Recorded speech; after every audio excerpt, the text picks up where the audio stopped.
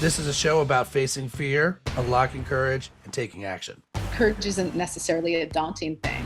It's going to give you more purpose. It's going to give you more drive. It feels like making a courageous decision is going to get you closer to who you aspire to be. It's knowledge plus faith plus action equals courage. I embrace failure as well. Failure for me is necessary. That's the only way we learn anything is by fail. It's trial. I'm a realist, but I'll look at it and go, what did I learn here? And what did I learn by blowing it? Don't do that again. Don't do that. Okay, learn from that, learn from that.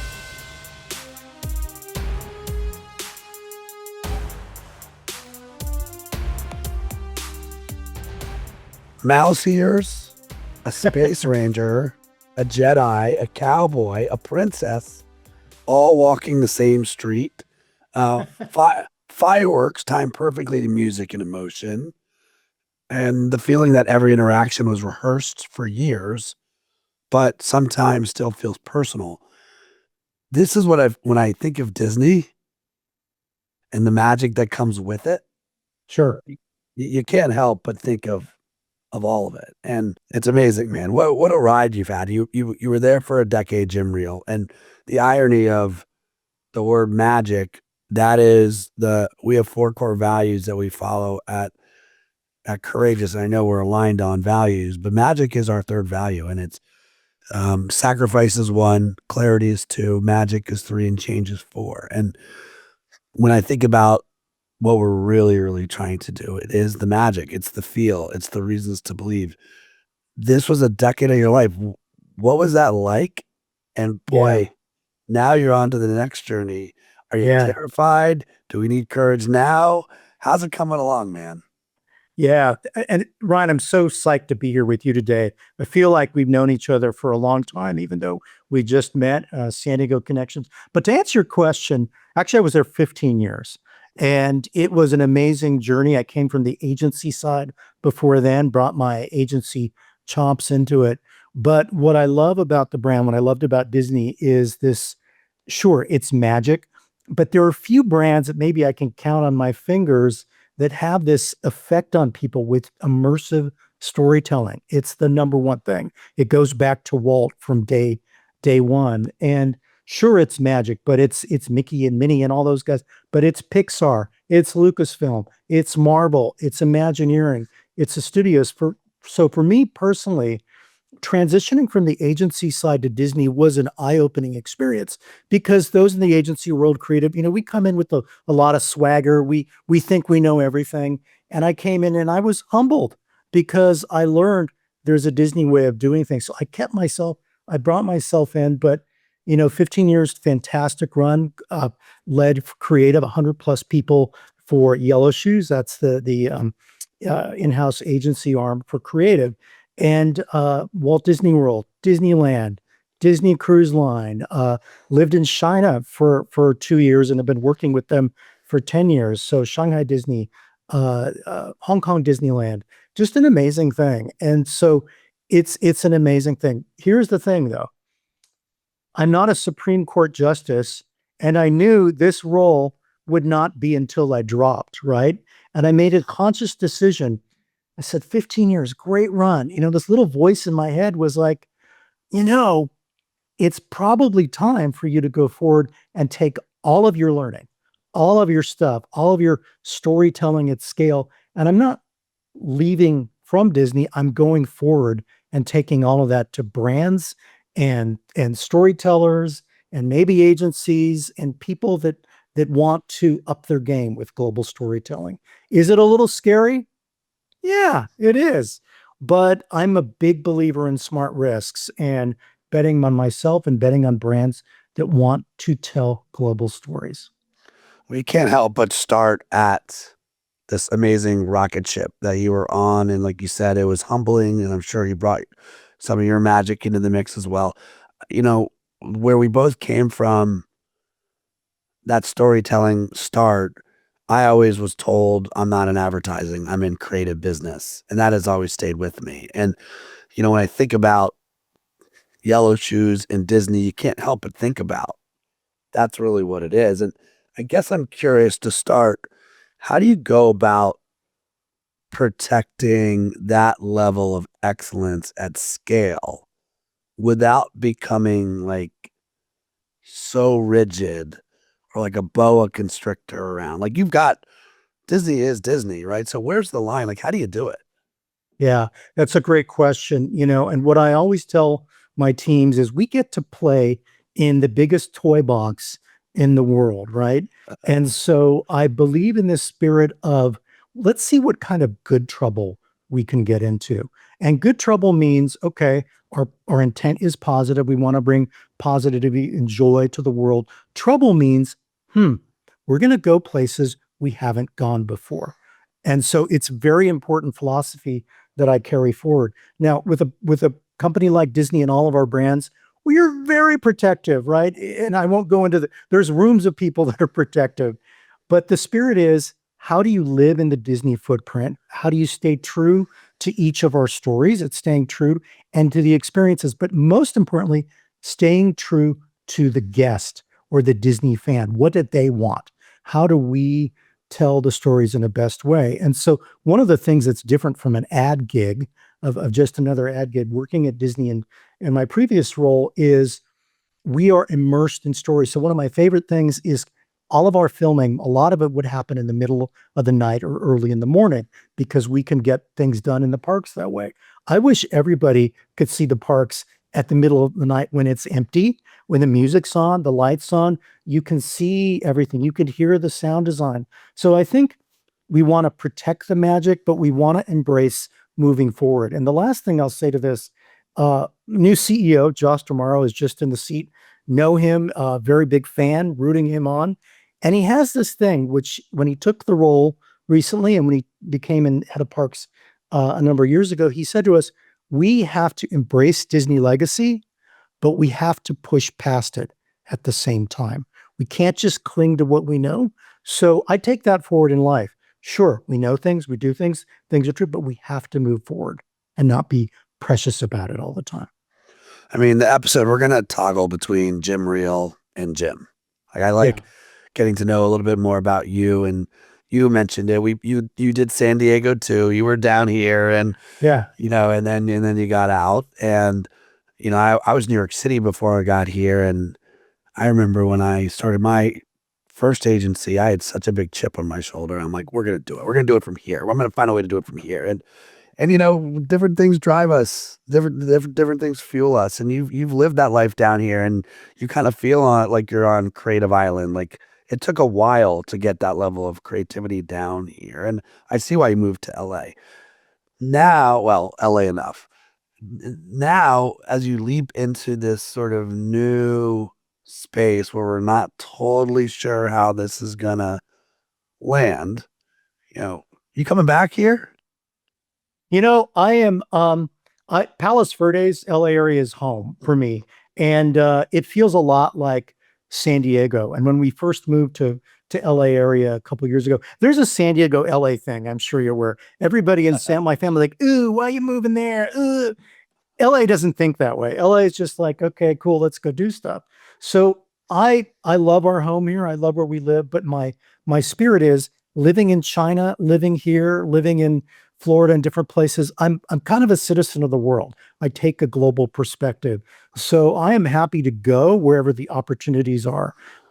Whether it's speaking, whether it's mentoring, whether it's fractional work, or if the right opportunity comes along to join a brand, I'm being very selective about that. I'd entertain that, but I would never rule San Diego out because it's home still. It's still home. And, I love to go down there and get all my fish tacos and all my things. Those are still here. so, We still have yeah, those, and when you do get down there, I'd love to take you out yeah, for a fish taco or yeah, two. We'll yeah. do a crawl. Burrito, California San Diego burrito, of course. Yeah. Give me a little bit of who Jim is though, like below the neck. If we were going to get to know who you are at the core when you're not working, like give us things that to know a little bit more about you. Yeah.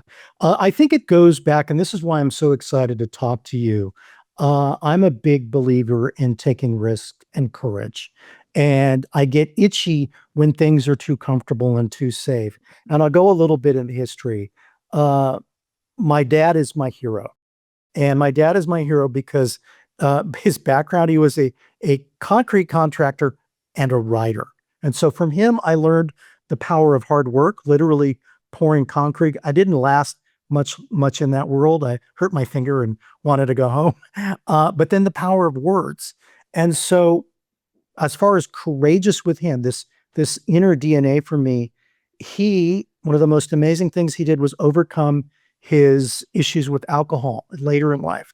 And to witness that and to witness the bravery to check himself in, to go get sober, to take stop the path of alcoholism in his life was amazing. So at the core, I believe in courage. I believe in moving forward. I believe in moving forward when you can't see a path.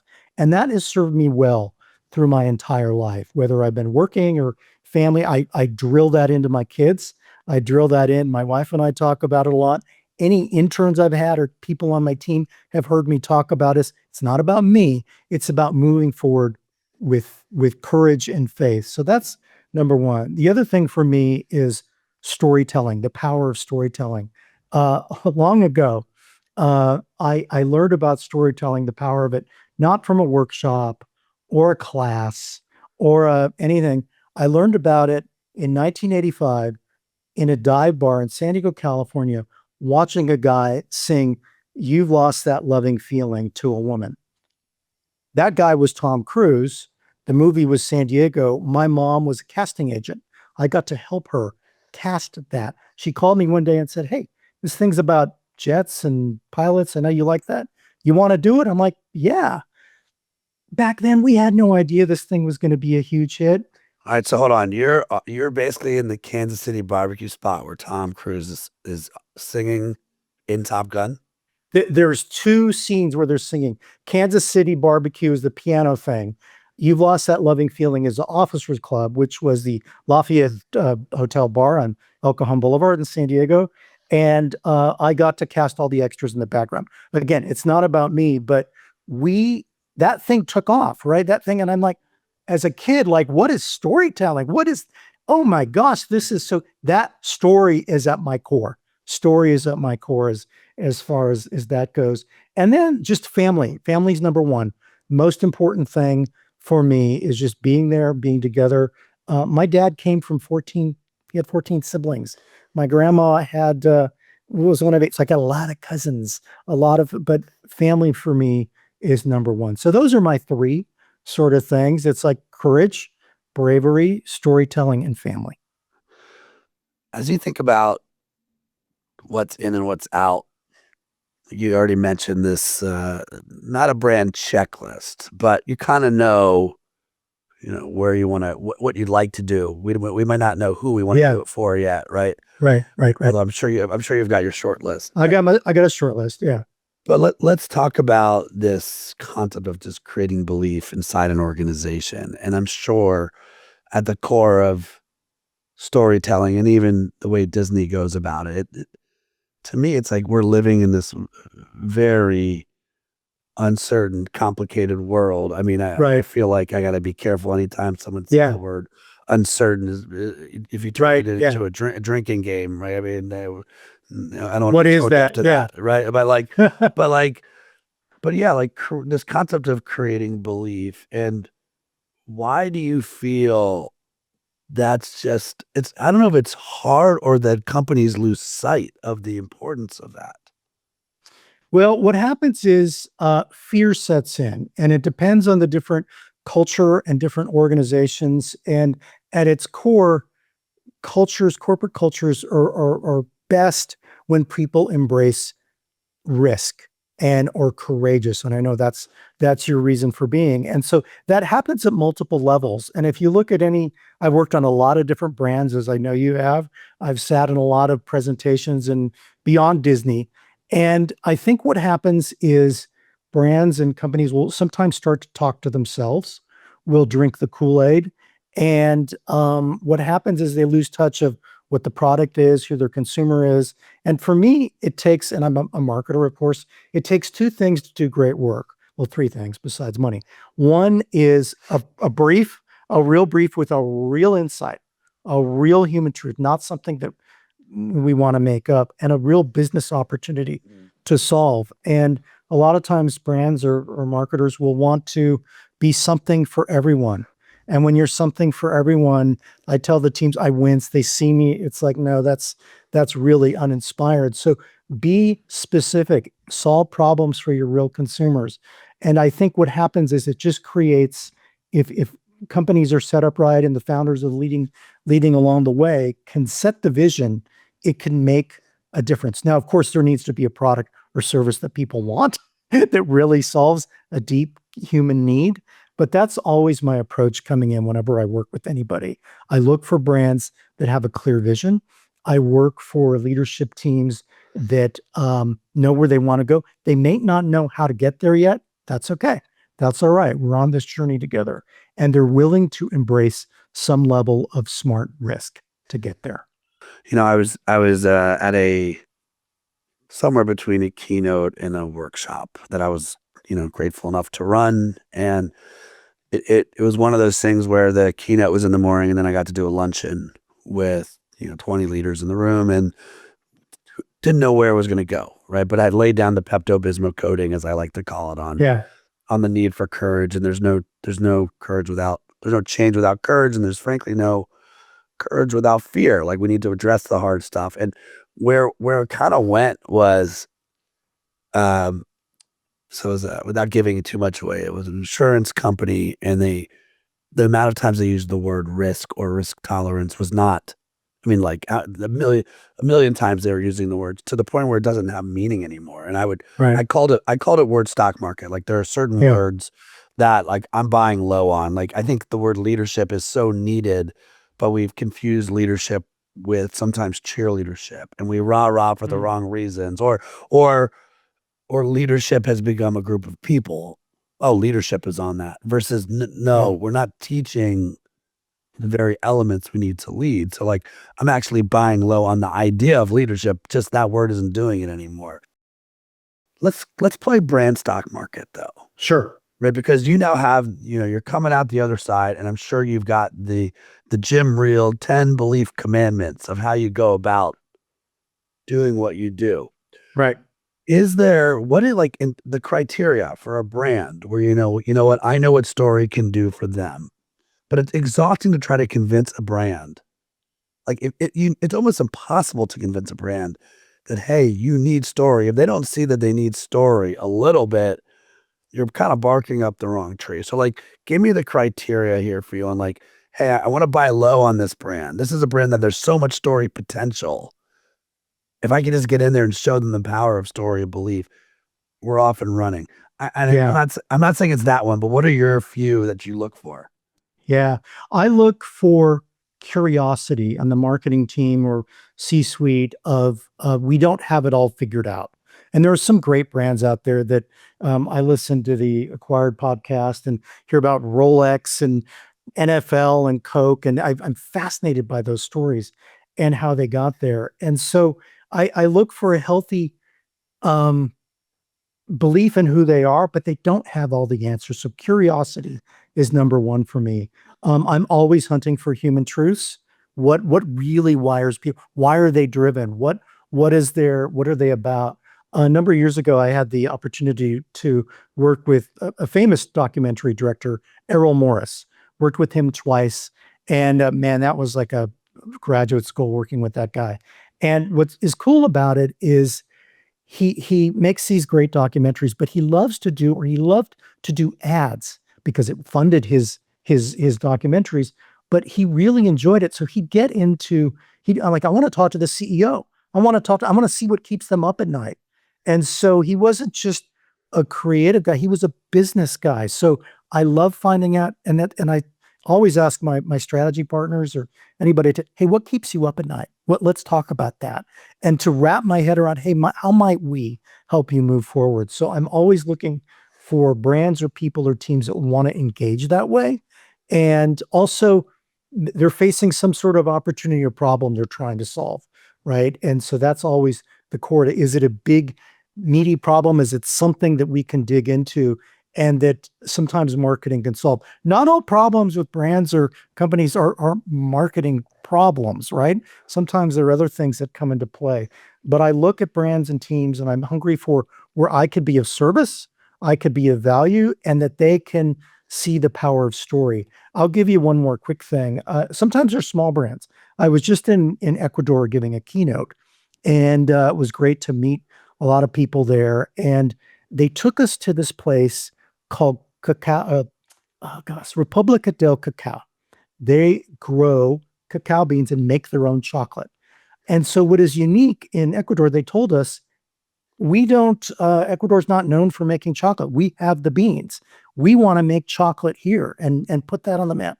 Then they told me a story. They said, we brought in our number one grower of cacao and we gave him chocolate from his cacao beans. The guy had never had it before. He was crying.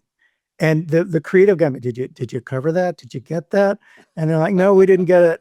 But it's like, fine. So that gets me fired up because there's a story right there. So what I'm getting at is they can be big, they can be small, but they're stories with brands that can connect with people. Well, also, I mean, to me, like, it's just a great deconstruction of story, right? Like, what's a story worth telling? One that has change, that has an emotion connected to it, that you see a little bit of yourself in that. Like, who wouldn't want to feel that experience that you gave access where it didn't exist before? Let's play a little bit. So let's, again, you talked about curiosity. So that's where this is coming from. If we took a time machine back 15 years to Jim Reel going into Disney, and then you think about this version of Jim Reel leaving Disney, and you have to pick only a Disney character that you're most like going in, and also now where you are today. And I'm speaking slowly because it's an unfair question, and also a reality that we don't share questions on the show. So like, who are you most like? Which character do you feel like I was most like this character going in, and now I feel like most like this character coming out? Yeah, that's a great question. I would start with Tramp, and I'll go back old school from Lady and the Tramp. He's likable. He was kind of wily because he lived by his wits, right? He's out there hanging around the back of the restaurant. And when I came in from the agency world, I always tell my agency creatives, we have to never lose our agency street smarts. You have to, and I joke, it's true. Agency creatives that are good ones, because of new business, know how to win a knife fight. And I'm using knife fight in those kind of terms. So kind of cagey, kind of living by your wits. And that was me coming in the door, sniffing around. What's that over there? Oh, ooh, don't do that. Don't run away. Ooh, but I'm going to go back. So that curiosity. And then I'd say coming out of it, I am a Star Wars fan. I'm not a nerd, but Luke Skywalker, man, I'm hungry to share the Force and be very swashbuckling in that way. And it's that sort of courageous side of me that's leaving and going out the door that way. And ironically, when I was in Shanghai, when I left, I was 10 years ago, and I still work with them, but they created this giant artwork. It's like 5 feet tall. It's enormous. It's me as a Jedi Master. I'm the Jedi Master. And I started crying. They gave it to me. I was like, oh my gosh, this is the best gift I've ever got. Of course, when I got it home, my wife's like, okay, where's that going, buddy? Yeah. But that sense of fearless, courageous, and I don't have all the answers, but we're going to figure it out together. Yeah. I actually, you can't not but run the exercise for yourself now. And this is wow, welcome to a 1-of-1. Like, I've never asked someone that question before. So therefore I've never asked myself that question. But I think going in, I was probably Anakin. Like, I wasn't sure yet if I was going to be good or evil. Was it for the right reasons or the wrong reasons? I was angry. I was frustrated. I wanted to be great. And I'm not saying that I'm Luke now, but I think what I take away the most from it is, like, there's a calmness to it. Like, I know what I'm capable of doing. I know I can help. You have to want to be helped. I know I can do the job, but I'm not going to go express it like I did before, or going to be Yeah. as angry or as visceral emotional as Yeah. I used to be. So I love your answers. And same thing. I'm not sure like I'm Star Wars nerd, but we've got some Star Wars fans in the house for sure. And May the 4th was a real day here at the Berman house, Sure. with my son for sure. This journey that you're about to embark on, because it is a new journey. And again, I think one of the reasons why we got reconnected is I feel like I'm playing in a lot of sandboxes, but it's all under the lens of courageousness. So it is, some days it's a keynote, some days it's the pod. And you can't not learn something from the podcast. I've already learned so much just by like, even like reaffirming why I love what we do, right? And the power Yeah. of story. But when you think about, let's say you were going to show me one slide in a boring PowerPoint deck. Okay, you have to do it. There's no matador. No way around it. Yeah. Okay, I just want a slide, and it's a pie chart of Jim Reel's perfect world scenario percentages of time on Good question. right keynote, and let's leave the family side out of it for Yeah. now. Like when it comes to the work side, what does the blend look like? Yeah, that's an excellent question. So, what I get fired up still is about sitting with teams, when by teams, I mean marketing, strategy, insights, and really figuring out what are the issues, challenges, problems that we're facing. So, I'd say that's a good 20% of really digging in and getting smart. What are our hunches? And if we don't have all the answers, like let's be curious and go find. Let's dig around. Let's poke around. So I'm unique in a creative executive, and I'm sicko about data and insights, and not just data dump, but when the planners really and we come together. And I love this notion of like, there's something about. What's that about? You know what I'm talking about? Where Yeah, there's totally. something beneath that surface. So that's a huge chunk of what I love to do. The next thing is ideation with the teams, with the being together, whether, I worked a lot with our Dentsu partners, in addition to our internal creatives, and in China, I had teams there and BBDO Greater China. So I love to then take that in with the teams and work and come together. I spend less of my time actually ideating now. I spend more of my time as an orchestra conductor. Ooh, there's something, oh, whoa, what's that? And just really building people up as we search for the idea. So that's probably, I'm going to get my math wrong, but maybe another Okay. 20%. And then the other part of it that I think I'm unique in is selling it through, is bringing it forward and really, and I'm not egotistical enough to say, behold, sell this thing. Isn't it brilliant? I've learned it's an iterative process. I like to bring partners along the way in the journey and bring them on board. So it's not our idea, it's our idea. And I can give you an example. When I was in China and working with them, we did work for 1.4 billion Chinese people, right? I also had to sell that work to 4 people in Burbank, California. So it had to work both ways. And what I learned is really navigating that, and because it has to work for China, of course, but I've got to sell it to the C-suite. So I'd say another percentage, maybe 10% is just navigating that, understanding, working the nuances as we take the feedback, right? Because the feedback is our data points. So I think that math all works out. Maybe it's 20, 20, 20. I don't know. I'm not a math guy, but it's in the work, figuring out the problem, selling the work. Oh, and then making it, right? Absolutely. So we'll give that a percentage there. So those are my best days if I look at those percentages. Yeah, not to no more PowerPoint charts. Congrats. But, Thanks. Thanks. let's flip the what completely changed in your worldview once you started creating beyond just an American lens. Oh, that's a huge question. So for me, going there, I became the client because I was first to driving agencies. And I think the biggest thing was sitting at the table as a marketer.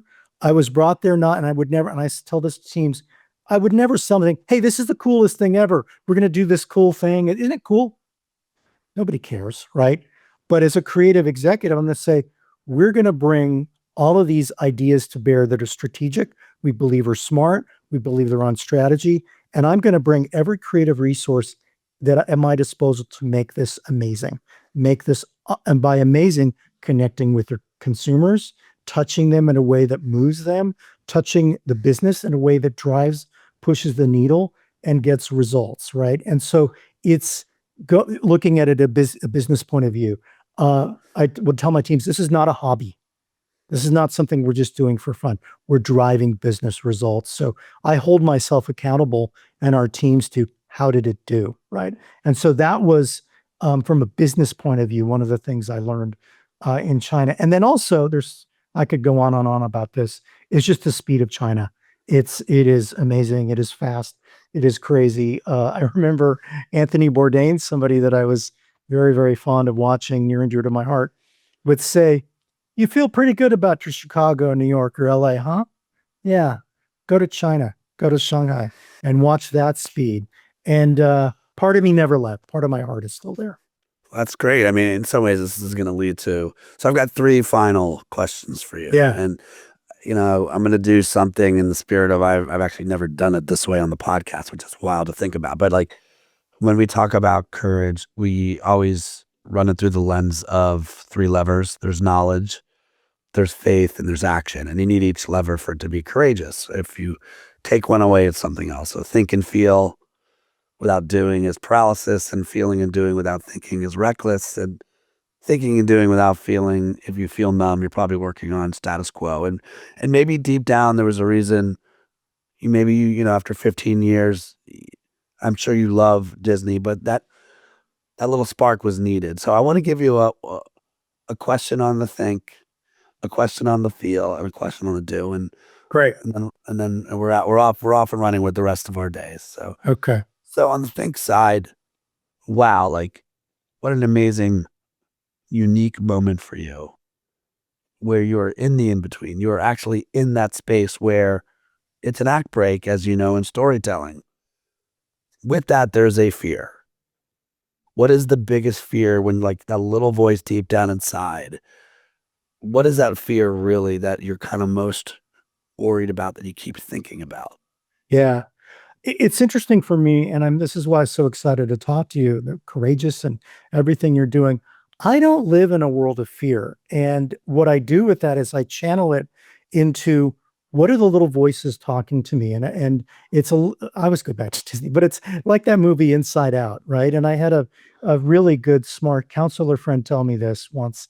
You've got like a council of elders or council you at your table, and you've got the ego you that's like, you suck, you can't do that, and then you've got the other side like, well, maybe the dreamer, I don't know, and then you've got the one that's more witnessing, that's driving the bus, that says to the ego guy, you know what, are you done yet? You're not done yet. We're going to let him talk, and he's just chatting away. You suck, you can't do this. So what I pivot in and I look for is what is giving me the most excitement, what is drawing me towards something. If there's something that is fear, I will pivot at saying, what do I need to know? Where do I need to get smarter? Where is my blind side? And I look at myself enough to say, data point, learn. I embrace failure as well. Failure for me is necessary. And a lot of environments, and it's like, no, that's how we learn. That's the only way we learn anything, is by fail. It's trial. It's making it. So I don't live in a world of fear. I live in a world of optimism. Now I'm not rosy, yay. I'm a realist, but I'll look at it and go, what did I learn here? And what did I learn by blowing it? Don't do that again. Right. Don't do that. Okay. Learn from that. I also, it gets in fear a little bit. I've learned over the years, watch leaders, watch people you're around. Right? Take notes. And I tell this to my junior people and anybody. You notice things like, do that, don't do that. Learn along the way, calibrate, right? So I'm always checking, I'm always calibrating, I'm always thinking, and I'm just curious. So curiosity and courage have helped me move beyond fear. And I think some of it is growing up in a home where my dad was battling alcohol. That taught me a lot about being courageous and moving past the dark side. Well, I like the mechanism too. It's like it's basically on you folks to decide how you choose to look at the situation, right? And you're going to look at it Right. as something that, oh, this is actually a great challenge. And yes, the inside out characters, I shouldn't have been surprised that you brought that Then I up. go there. Yeah. But I do think, again, what I've always loved most about where we started was it forced you to be unemotional about observing emotional ideas. Like you could not be objective if you were too emotional. Oh, your idea is the best. No, you have to like step outside of yourself. I call it body jumping, and look back at the idea in an objective way, unemotionally. Right. And I feel like I'm choosing.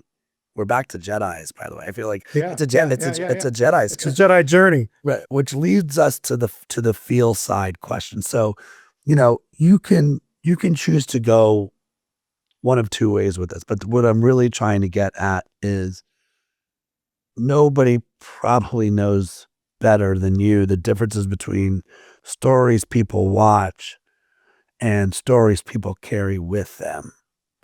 And as you think on the feel side for you, the story you want people to carry with them about what you bring to the table. So you can decide like, hey, Yeah. what's the difference between those two? A story people watch and what's the difference? Yeah. Excellent question. For me, it is, I'm very experiential. And what I think about a lot is like, there's a lot of people out there that are, I'm a storyteller and, yay, good for you. A lot of people get it from workshops or reading something. I've lived it. I've lived it and seen it. So what I want to impart to people, anybody I'm working with, anybody I'm potentially working with, if we can mind meld, and I believe in your brand and what you do, and we believe in each other, we can go places we haven't thought, that we haven't been before. And I want to be able to look at myself, look at you, look at your team, look at your briefs, look at everything you're doing and saying, how can we best resonate with people? How can we make people, I always have a goal to make people cry or laugh or something. And how can I best help you move forward? And I want people to look back and go, you know what? That Jim Real got us someplace that we hadn't got, we wouldn't have got to on our own. And I'm not an ego-driven creative leader. I'm an idea-driven creative leader. And it means that I'm not going to just, roll over and die. I'm going to sell something based on the idea, but I want them to know that passion, story, insights matter. And that's what I represent. And I can help them and their teams do the best work they've ever done. Beautiful, man. Jim Real, here's the last one. We've got think, we've got feel. Now it's time to do, right? What are you going to do about this? Like, what's the next month of your life look like? Yeah, that's a great question as well. Yeah, you got a lot of great questions. The biggest thing for me is action every day. What I love about it is seeing what good trouble I can get into. I'm not going to get into the people I'm talking to right now, but there's a number of them, and some of them have made sense where it's like, okay, now let's talk. Or like, I'll graciously say, hey, thank you. I can give you some other names. So that's another thing. So it's moving forward, talking to people, networking, connecting. How can I be of value? So that's one. The other part of it is I'm very interested in speaking in keynote. And so I'm developing that practice. There's a good friend of mine, a guy named Duncan Wardle. You may look him up. He's a former Disney guy that's been doing great. I learned a lot about him, from him, about moving forward. So my action plan is consistently moving forward, seeing what good kind of trouble I can get into with my network, with other people that I've worked with before, with brands that find me.